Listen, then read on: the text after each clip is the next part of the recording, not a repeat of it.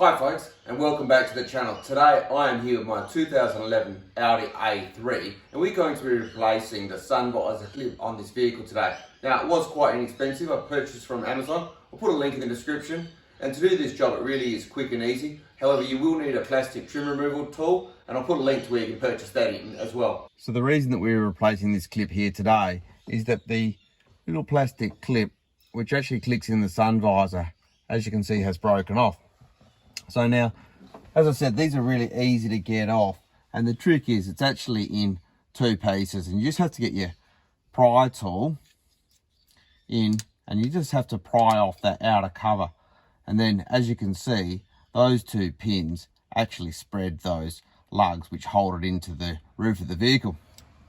So the reason we're using a plastic pry tool, just put that mirror out of the way, is that you really don't want to damage the fabric. So what you want to do is just ease it in under, just under the edge, like that.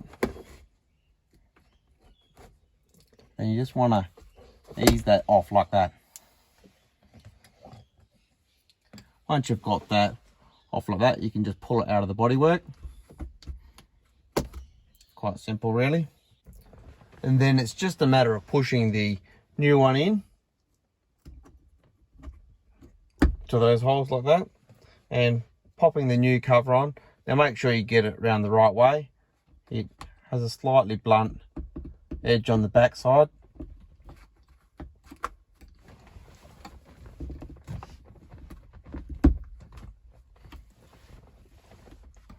And just like that,